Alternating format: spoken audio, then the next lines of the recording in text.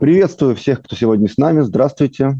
Мы продолжаем серию эфиров с руководителями наших маркетинговых офисов на территории присутствия группы компаний UST.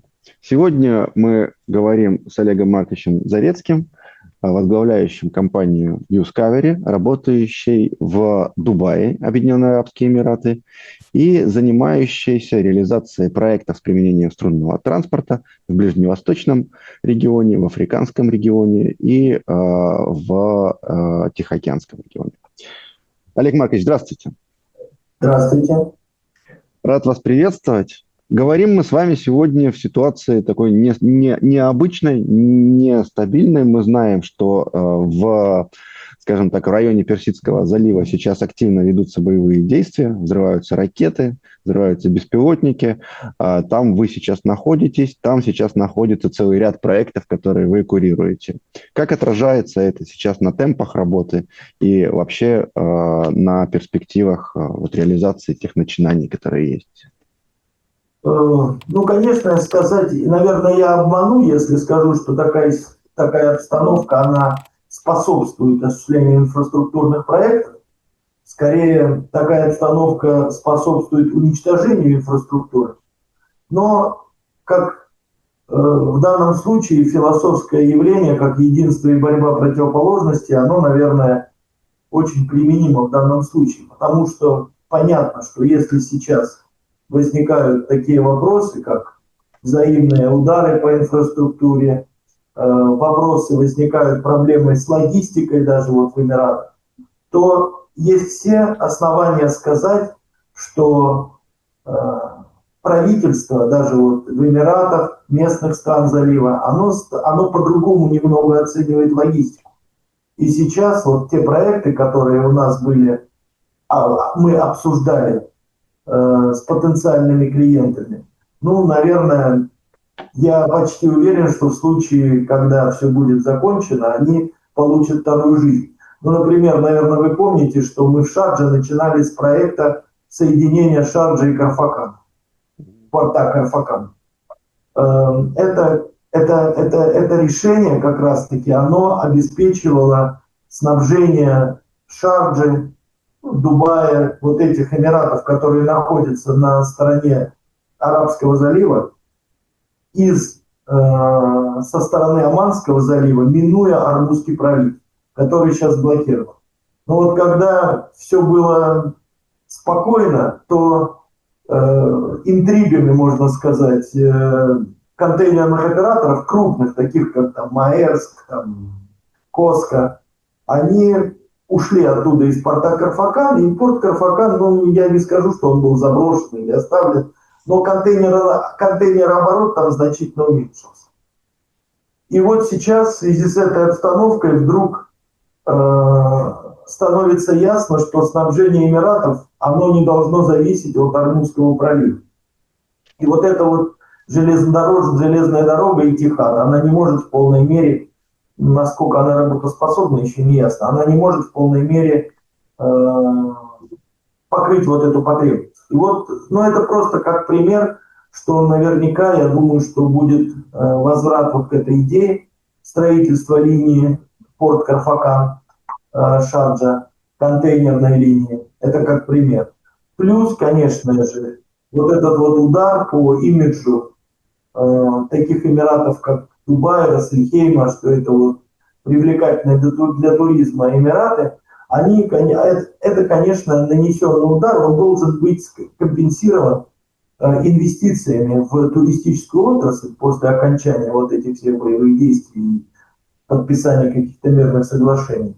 И уже даже звучат о том, что государство будет выделять дополнительные бюджеты именно на развитие туризма, на создание туристических каких-то привлекательных моментов. И один из наших проектов, он напрямую связан с туризмом здесь в Эмиратах. И тоже, то есть с одной стороны, конечно же, война, она не способствует каким-то гражданским инфраструктурным проектам, но с другой стороны, война, она обнажает эти слабые, так сказать, места, эти прорехи, которые необходимо будет закрывать так или иначе. И таким образом, я считаю, что несмотря на вот эти трудности, которые мы переживаем, у нас воздушный пилот, позавчера были вот удары по Дубаю, но я считаю, что, конечно же, любая проблема, это кроме того, что это просто проблема и трудность, это еще и вызов и возможность. И, конечно же, мы должны будем сосредоточиться на их использовании, этих возможностей. Понятно. Ну и, конечно, да, я бы тоже здесь с вами абсолютно согласился и добавил бы, наверное, что, в общем-то, вот эта ориентация на экспорт энергоносителей, да, которая есть в экономике вот стран Персидского залива, очень сильно выражена, она тоже показывает свои слабые и уязвимые места в контексте происходящего. А альтернатива – это развитие как раз инфраструктурных проектов, о которых мы говорим. Поэтому они, безусловно, вот в этой ситуации переоценки должны получить будут такой новый толчок. И давайте тогда перейдем ко второй части. Я предлагаю поговорить вот о тех начинаниях, которые у нас есть, которые сейчас вашими усилиями продвигаются, и вкратце вот сориентировать тех, кто нас смотрит, о том, что сейчас происходит по каждому из направлений. И вот предложил бы начать здесь с Дубая. Давно мы не говорили об этом проекте, который длится там с 2018 года, с момента подписания MOU, с момента начала тендера, такого предтендера, дальше тендера. Я знаю, что в конце прошлого года у вас состоялось ряд встреч, совещаний. В начале этого года были переговоры. Расскажите, я думаю, зрителям будет интересно. Ну, смотрите, что по Дубаю. По Дубаю фактически мы оказались финалистами вот, рассматриваемых технологий. И компания Систра, это крупная французская компания, консультант, она проводила сравнительный анализ вот этих технологий, которые вышли в финал. Ну, я не буду говорить, какие лучше или хуже, но я считаю, что мы имеем все шансы получить этот проект. Это тоже, кстати, туристический проект, и тоже, кстати, возвращаясь вот к моему о том, о чем я говорил ранее, что наверняка сейчас туристические проекты получат какой-то приоритет. Вот. И сейчас мы будем ждать решения Министерства транспорта Дубая относительно вот этого проекта. Этот проект, он должен делаться за бюджетные деньги для Дубая, то есть это государственное финансирование. И, конечно же, это достаточно амбициозный проект, там 27 километров вокруг Дубайского залива. Это вот как лагуна такая в Дубае. И, соответственно, сейчас, конечно, тут две трудности. Помимо того, что война, сейчас, конечно же, есть еще такой вопрос, что Дубай строит ветку метро. Это огромные инвестиции. Я хочу напомнить, что стоимость метро – это 180 миллионов долларов за километр. Это то, что было официально объявлено. Вот. Соответственно, конечно же, это большое напряжение для бюджета.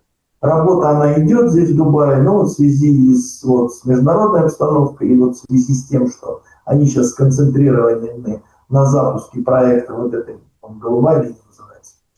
Вот. Оно, конечно, идет чуть-чуть медленнее, чем хотелось. Хотя процесс идет. Ясно. А какие еще проекты вот на сегодняшний день в рамках Арабских Эмиратов и ближайших стран, я имею в виду страны Персидского залива, то, что называется? Ну, я скажу, что, к сожалению, опять я не могу сейчас раскрывать название. У нас есть проект в одном из Эмиратов, Объединенных Арабских Эмиратов, где проект уже поддерживает правитель Эмирата, где проект всячески поддерживается директоратом транспорта. И я думаю, что мы его скоро объявим. Проект – это концессия, это ГЧП. У нас есть возможность, у нас есть инвесторы, которые готовы инвестировать в этот проект. У нас есть поддержка, по крайней мере, на уровне Эмирата, полная. И, соответственно, конечно, будет многое зависеть от экологической экспертизы, от в любой этот инфраструктурный проект. Но я считаю, что если есть прямая поддержка правителя, то, конечно, эти вопросы можно будет решать более оперативно. Но это мы сейчас полностью сконцентрируем на нем. И я надеюсь, что скоро мы о нем объявим. Потому что, не будет никакой тайны. Это вот по Эмиратам. У нас есть запросы из Абу-Даби, у нас есть запросы из других, но вот серьезно, наверное, это вот два проекта. Это вот Дубай и вот этот, который, я надеюсь, мы скоро объявим. Плюс ко всему, у нас очень много запросов сейчас из Саудовской Аравии. У нас есть, тоже, к сожалению, я не могу объявить, потому что это большой государственный проект, но я считаю, что там нет альтернативы, и все равно они придут к нам. Это большое развитие, где не будет машин, огромная территория. И вот там в центре будет находиться какой-то там стадион или концертный зал. Надо людей подвозить, отвозить. Если не брать машины, то другого решения, как струнный транспорт, нет. Соответственно, мы там тоже, и мы пытаемся достичь какого-то прогресса. Хотя это тоже все занимает, там, где государственное бюджетное финансирование, все это занимает очень много времени, очень много согласований. Но, естественно, мы идем, двигаемся вперед. У нас, конечно же, мы делаем проектирование для проекта в Индии, я не буду тоже его сейчас называть. Вы уже дальше пошли, да, по регионам? Да, но это туристический проект тоже. И тоже, я надеюсь, мы его в скором времени объявим. Мы его должны были объявить уже немного раньше. Но опять, вот эта задержка. Тоже государственное финансирование на уровне штата, индийского, одного из штатов. Я говорю, там, где государственное финансирование, к сожалению, это занимает время, много согласований, делается претендерная документация. Это все, к сожалению, занимает дольше. Там мы перенесли расположение станций, в связи с тем, что там земля одна оказалась занята, нам предложили другую землю. Все это из недели, из месяца в месяц. Но опять же, я только хочу сказать, что процесс идет, и, конечно же, будет счастливый конец обо всем. Окончательно. Спасибо. А как сейчас складывается ситуация вокруг непальского проекта? Мы все знаем, что там был достаточно крупный, серьезный форс-мажор, который, в общем-то, заставил переиграть все наши планы и диспозицию, да, на тот момент существовавшую. Но, тем не менее, работа была начата, и она достаточно успешно шла до сегодняшнего дня. Скажите в двух словах буквально, как там продвигается. Да, непальский проект, непальский проект, это как раз этот один из примеров того, что все движется вроде в правильном направлении, но все это занимает время. В Непале мы фактически подписали контракт и приступили к производству проекта. Но, к сожалению, этот проект, он был на частные инвестиции. И в связи, когда началась эта революция, то, соответственно, приостановилась работа с инвестором этого проекта. И, к сожалению, такая задержка. Но, тем не менее, из положительного что? Положительного то, что сейчас в Непале обстановка стабилизировалась. Сейчас там провели, по-моему, выборы в парламент. На выборах в парламент победила партия и люди, которые очень прогрессивно настроены, которые ориентированы на привнесение в Непал инноваций, в первую очередь в области транспорта. И они знают о нашем струнном транспорте, и это, скажем так, частично те люди, с которыми мы работали до этой революции, до этих беспорядков.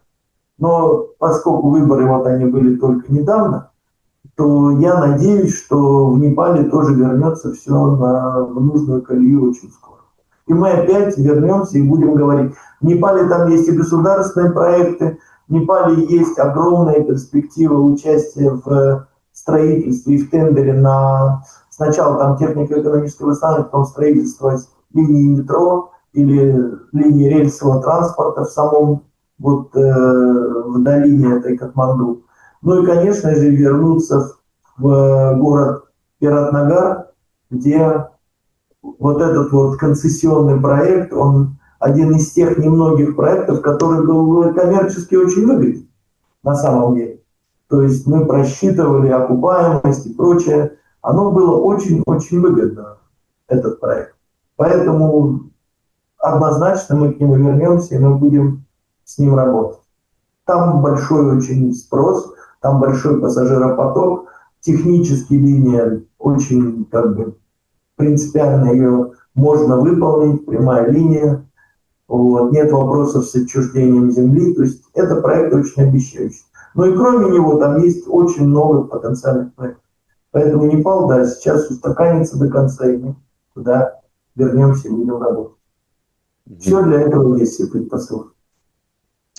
Спасибо. Тогда еще дальше двинемся, так вот по карте, если смотреть, да, и перенесемся на Тайвань. Как там обстоят дела? На Тайване тоже обстоят дела. Опять же, все это двигается, все это занимает определенное время. Но я думаю, на Тайване там было 2 слушания уже общественных. Оба слушания мы блестяще защитили проект, получили одобрение. И мы ожидаем, конец марта, апрель, подписание уже контракта на проектирование. Угу. Будем надеяться. Там все идет тоже по плану. Единственное, конечно же, много времени. Тем более там тоже национальный парк природный, Экологическая экспертиза, да? Да. Вот этот проект в Эмиратах, который я упомянул, там тоже есть нюанс, что природный заповедник, и надо получать и согласовывать все с экологической экспертизой. Да. И, кстати, ведь говоря о струнном транспорте, я думаю, наш транспорт, он менее всего допускает вмешательство в природу. Угу. То есть наиболее инвазитивный, да, такое есть слово, invasion на английском. Инвазивный, наверное. Инвазивный, да. То есть он только, наверное, наименее инвазивный. Да? Наименее инвазивный, конечно. Invasion – это вторжение, да. Он наименее инвазивный в плане в окружающую среду. Нам не надо рубить деревья, нам не надо рубить просеки под что-то, нам не надо копать, по крайней мере, минимум экскавационных работ. Нам не надо перекладывать имеющиеся коммуникации, да, нам не надо вбивать мостовые какие-то огромные сваи и прочее. То есть вот в этом плане, конечно же, наша технология, она как раз-таки очень адаптивна, еще одно заимствование, да, адаптивна к национальным паркам, каким-то природным заповедникам и прочее. Да, спасибо, Олег Маркович. Я просто тогда перечислю, упомяну те регионы, где вы сейчас начали активно еще работать, где только в самом начале. Это, я знаю, и Камбоджа, и Сальвадор сейчас активно, и Малайзия, и даже страна с экзотическим названием Гондурас сейчас появилась в ореоле именно активной деятельности компании Юскави. А Да. если же позагибать пальцы, то мы, ожидаем в ближайшее время объявления проекта в Арабских Эмиратах, который, надеемся, очень сильно есть к этому все предпосылки, пойдет быстрее, чем дубайский. Да? Дубайский, он в работе все еще находится. Дальше Индия. И Непал, как раз сейчас мы наблюдаем, что там все все-таки становится на круги своя. Новая власть, она принята, она адаптируется к и мировой ситуации, и к внутриполитической. И Тайвань тоже ждем в самое ближайшее время объявления. Но это все маленькие проекты. Я бы дальше хотел бы, так скажем, расширить чуть-чуть масштаб. И мы все знаем и говорим об этом постоянно, что компания Uniski Sling Technologies и группа компаний UST переходит на этап масштабирования. То есть первые проекты у нас уже в работе активно, первые контракты уже подписаны. Дальше наша задача масштабироваться. И здесь есть 2 вектора. Это маленькие проекты, о которых мы сейчас говорили. Но есть еще и логика корпораций, логика инфраструктурно-логистических коридорах, о которой вот в последнее время несколько раз говорил Анатолий Леонидович Яницкий. Это большие магистральные проекты, в которых помимо транспортной составляющей есть и энергетические блоки, и жилая инфраструктура, и промышленная инфраструктура, и сельское хозяйство, то есть комплексное развитие территорий в самом лучшем, в самом полном значении этого слова. Вот если говорить вот о близком к вам регионе, какие такие большие оси, да, транспортные вы могли бы назвать, которые, по вашему мнению, имеют перспективы развития в ближайшее время? Помимо вот вьетнамской оси, про которую говорил уже Анатолий Эдуардович Яницкий, это маршрут потенциальный и развитие территорий на маршруте Ханой-Хошимин. Что-то еще вот можете выделить? Евгений Ильич. Ну, скажем так, что я скромно напомню, что я автор статьи научной, которую я представил на последней конференции. И вот как раз эта статья называется «Трансграничный африканский коридор опережающего развития», ТРАДКОР. Как раз-таки это трансграничный коридор, который, ну, конечно же, как говоря вот о таких коридорах инфраструктурно-транспортных, конечно, в первую очередь на ум приходит Африка. По многим причинам. Ну, наверное, в первую очередь такие коридоры сейчас, ну, это долго рассказывать, в связи там, можно начать с колониального прошлого, но на самом деле главной проблемой африканских стран в настоящее время, которые не просто тормозят развитие, которые, я считаю, остановили развитие Африки.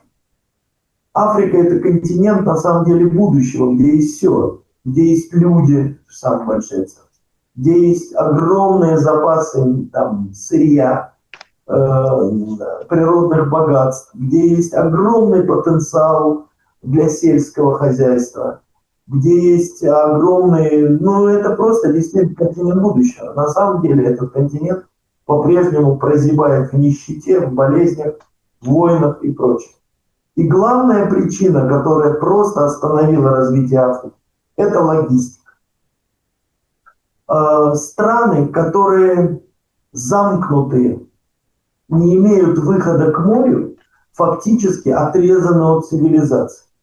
И, конечно же, дать шанс таким странам, вот как в моей научной статье именно работа о соединении стран Нигера, Буркина-Фасо, Мали через порт Дакар, который в Сенегале. То есть это настолько отсталые страны, настолько это одни из беднейших стран, не только в Африке, но и в мире, при том, что эти страны просто сидят на огромных залежах золота, бриллиантов, урана и прочего всего. И они не могут себе позволить нормально экспортировать эти товары, потому что отсутствуют абсолютно логистические пути доставки. Но я хочу сказать, что на данный момент в Африке, допустим, нет ни одной железной дороги, которая длиннее, по-моему, 140 километров. То есть я хочу сказать, что в свое время мы отправили из Дубая в Чад 3 контейнера на моей прошлой работе. Так вот, эти контейнеры шли из порта Лагос в Нигерии до Нджамены в Чаде. Это не такое уж большое расстояние. Вот они добирались 4 месяца. И доставка каждого контейнера, это был год, наверное, 2014, она стоила порядка 12-14 тысяч долларов. Вы представляете, насколько стоимость строительных материалов, я тогда работал в компании, которая производит строительных материалов, насколько стоимость строительных материалов, она воздействует на стоимость строительства, уровень жизни, всего. Я вам скажу, на Мадагаскаре, в Антананариву, стоимость строительных материалов фактически такая же, как в Дубае. При том, что зарплаты абсолютно несравнимы. То есть люди, они живут в хижинах, они не могут себе позволить ничего, просто потому что все, что привозится, безумно дорого. Соответственно, даже не могут ничего, и инвестиций-то по большому счету нет. Вот эта вот такая спираль бедствия, она продолжает закручиваться.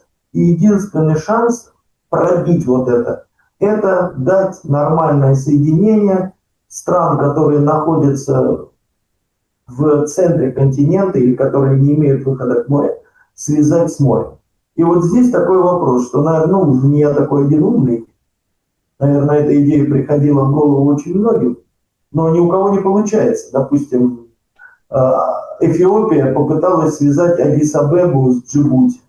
Эфиопия сейчас тоже как бы замкнута, не имеет выхода к морю, Эритрея, Гибелус. Вот. Ну, есть пример, опять же, с тем же Мали попыталась связать столицу с Дакаром. И вот эти железные дороги, они абсолютно не работают. Почему? Потому что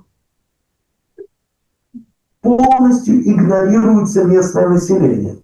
Когда мы говорим, что вандализм в Африке на железных дорогах – это главнейшая проблема транспорта. Все, что вы построите, все буквально разворовывается моментально. Помните, как в фильме «Оружейный барон» растащили этот самолет Ан-12? Вот так же примерно растаскивается железная дорога. Невозможно охранять эту железную дорогу, потому что столько охранников, они абсолютно сразу же делают это упражнение некоммерчески выгодно. И почему-то люди винят в этом местное население. Но это неправильно, потому что поставьте себя на место местного населения, которое абсолютно не имеет работы, живет в абсолютной нищете. Грубо говоря, уж им-то точно терять нечего по Марксу. И вдруг на их земле строится железная дорога и начинают возить руду, золото, там, уран из одного места в другое, абсолютно на них не обращая внимания. Но тут не надо быть марксистом и не надо быть кропоткинцем, чтобы начать просто действительно грабить поезда, начать разрушать эту железную дорогу, потому что вот такое, что местное население, оно абсолютно не получает ничего от этого. Получают там какие-то чиновники или в лучшем случае. Поэтому вот такое отношение к любому транспортному пути, когда местные люди, местные там племена видят это просто как вторжение на их территорию, извлечение из их территорий полезных ископаемых, прибыли и просто эксплуатация природных ресурсов, оно вызывает и такое отношение у людей к таким транспортным путям.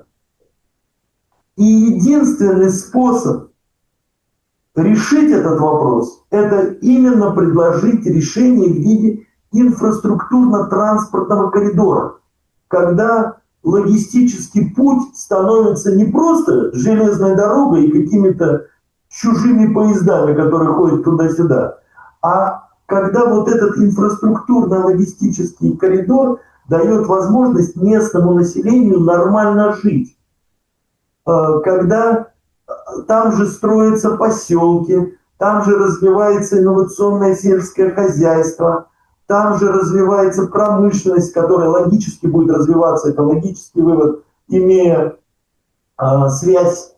логистическую связь, допустим, с морскими портами. И вот тогда население этих стран, оно будет отставить, территории стран, оно будет вовлечено в этот инфраструктурно-транспортный коридор. Оно не будет воспринимать больше вот эту логистическую ветку как что-то чуждое, как чужаков, агрессоров, там, alliance, да, они будут участвовать в этом. И вот, наверное, вот для таких стран, как Африка, для Южной Америки наверняка, вот этот подход, я абсолютно уверен, что это единственный правильный путь решения проблем, решения вообще вопроса глобального развития африканского континента. И вот это, которое в научной статье предложил решение, трансграничный африканский коридор, он же может протянуться дальше из Нигера на Судан, через Чад на Судан и на Красное море. И таким образом уже превратиться не просто в трансграничный коридор, а в трансконтинентальный коридор. Это когда можно передавать, перевозить грузы из Красного моря, скажем, это уже с Ближнего Востока, к Атлантическому побережью, минуя обход Африки.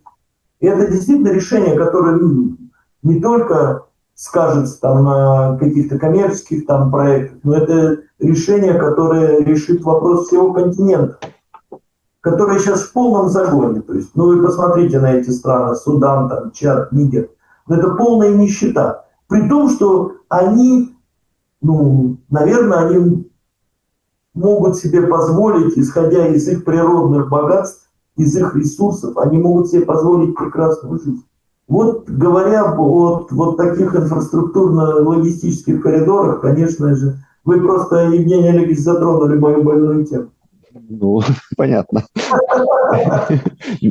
Ну, на самом деле, здесь ведь огромный потенциал. Вы сказали, что Африка как бы континент будущего. А если говорить о транспортно-логистическом, транспортно-инфраструктурном коридоре, то в Африке и климат позволяет строить и жилье достаточно доступное. И мы знаем, что из-за того, что там веками фактически без научного подхода велось сельское хозяйство, несмотря на то, что почвы изначально очень богатые были, сейчас они все истощены, они деградированы, поэтому урожайность снижена. И то, что предлагает вот Анатолий Эдуардович с продуктом Ютера, например, это как раз такое восстанавливающее сельское хозяйство, это как раз то, что нужно Африке. Проблемы с энергетикой в Африке можно решать за счет, опять же, там же находящихся колоссальных запасов бурого угля, а эстакада транспортная UST, она может еще и выступать как линия электропередач. Мы можем интегрировать одно с другим. И водовод. И водовод, да. Да, спасибо, Олег Маркович. У нас сегодня с вами такая интересная, такая философская, историческая беседа получилась. Мне вспомнились первые цивилизации, которые возникали как раз по берегам рек, Тигр, Ефрат, Междуречье. Да? А вы говорите о цивилизации будущего, о континенте будущего, и мы видим, что, скорее всего, это будущее будет возникать тоже вдоль линии коммуникаций, только в данном случае это линия струнного транспорта. Дорога в будущее как бы через дорогу лежит в будущее фактически. Но интересно еще вот, как бы, я уже думаю, что мы можем завершаться, но в плане этого проекта. Ведь вы начали его разработку, мы тоже участвовали здесь в Unitsky String Technologies в Минске еще в прошлом году. Достаточно большой отчет был подготовлен. По сути, это было такое предварительное технико-экономическое обоснование. Дальше вы написали вот упомянутый вами доклад на конференцию. Еще на ряде международных форумов, в том числе под эгидой ООН и ЮНЕСКО, вы выступали с этой идеей. Есть ли отклик на сегодняшний день? Есть ли интерес со стороны стран Африки? Вы знаете, отклик есть. Отклик есть. К нам, допустим, к нам в Шарджу приезжала целая делегация из Сенегала. Это были мэры городов. Я не буду напрямую связывать, что вот мы тут подняли такую идею, и они приехали. На самом деле, может быть, это было совпадение, может быть, нет. Но в любом случае, мэры городов Сенегала, они приехали, они посмотрели наш транспорт. Они были очень воодушевлены, вдохновлены вот этими идеями. Но и вот как раз-таки они, некоторые из них, они пообещали принести вот эти идеи на более высокий уровень. Потому что, конечно же, тут, наверное, нам надо всем вместе объединиться. Почему? Потому что вот создание такого инфраструктурно-транспортного коридора, оно требует координации как минимум, если говорить о частном случае, о Транскоре, это как минимум координация 4 стран. Это 4 правительства. Помогает то, что сейчас 3 из них объединены в так называемый Альянс государств Сахеля. Помогает то, что сейчас эта территория активно осваивается Россией. И вот здесь как раз-таки, наверное, нам надо тоже и с вами, и с UST думать, что пока вот мы пытаемся протолкнуть эту идею на самом высоком уровне там, на месте, возможно, показать эту идею, допустим, там, в Росатоме, которые заинтересованы в разработке урановых месторождений, которые сейчас там активно находятся, в золотодобывающих компаниях России. Ведь у нас же есть решение по Ютрансу, которое как раз-таки решение вот этого передвижения руд на большие расстояния. То есть, конечно же, в Африке сейчас нет денег. Ну, понятно, что оттуда высосали все, что можно. То есть там люди фактически голодают. И думать о том, что местное правительство вдруг достанут из кармана деньги и инвестируют куда-то, это достаточно сложно. Думать о том, что западные страны, допустим, инвестируют в тот же там Мали там, или Буркина-Фасо или Нигер, тоже достаточно затруднительно, потому что вы, наверное, знаете, что из Нигера французов просто выкинули оттуда. Сейчас там эта территория, где активно заходит Россия, где активно присутствует Китай, и вот как раз-таки инвестировать со стороны России или Китая вот в развитие такого инфраструктурно-транспортного коридора, я считаю, это то, откуда надо в том числе заходить. Я не говорю, что надо бросить работу там на местах, мы ее проводим. Но, несомненно, конечно, надо вот как-то нам объединять усилия и делать. Да, ну, мы уже начинаем эту работу, и здесь как раз, в общем-то, мне кажется, что на это и единственная правильная ставка, что называется, может быть, именно на то, чтобы не пытаться найти денег на реализацию инфраструктурных проектов в бедном, по сути, регионе, да, а заходить комплексно с точки зрения больших корпоративных структур, их объединения, с точки зрения вот такого жонглирования интересами этих структур, да, на месте. То есть кому-то интересно сырье, кому-то энергетика, кому-то рынок живой недвижимости, кому-то развитие индустриального сектора африканского коридора и так далее, и так далее. Вот увязка этого всего, это как раз и есть та большая работа, которая уже сейчас начата, и уверен, что это будет иметь успех, и это можно сделать очень быстро, и мы сделаем это очень быстро. Особенно потому, что это дает очень существенную экономию по сравнению с другими возможными вариантами. Если брать... Ну да, вот это создание корпораций, да, Евгений Олегович, вот это вот корпорация инфраструктура развития, это, наверное, сейчас очень правильный путь. Приглашение в корпорацию вот, потенциальных партнеров проекта, и затем уже выход на место, где она может уже с готовыми решениями, а возможно уже и с финансовыми партнерами, наверное, это то, что нам нужно. Но да, проекты готовы финансировать. Вот, кстати, несколько крупных финансовых компаний, одна из которых находится в Панаме, международный гигант, они на меня вышли опять и сказали, типа, если есть проекты, давайте, мы готовы финансировать инфраструктуру. Но, конечно, это проекты должны быть коммерчески привлекательны. То есть они не заинтересованы в развитии каких-то там территорий из гуманистических соображений. Но вот как раз-таки такие крупные инфраструктурные проекты, вот которые завязаны на транспортировку сырья, руды, каких-то важнейших товаров, которые быстро окупаются, кстати. Вот это туда, куда мы можем действительно привлечь инвестиции. Значит, у нас есть понимание того, что мы делаем вот в, там, скажем, в секторе с маленькими, быстро окупаемыми технологическими проектами. Есть понимание горизонтов. Ну, Африка один из примеров, который вы обозначили. Есть технология, которая, вот, ну, Вьетнам я упомянул, если сравнивать стоимость реализации инфраструктурного коридора Ханой-Хошиминь со стоимостью, которая там озвучивается относительно других решений, железнодорожных в частности, да, то экономия для страны составит там, порядка 50 миллиардов долларов. Просто за счет того, что будет использоваться другая технология. И, естественно, в случае там, с Африкой, где, ну, понятно, живые деньги, ну, это большая достаточно проблема, такого масштаба экономия должна оказываться решающим фактором. И я уверен, что она так и будет.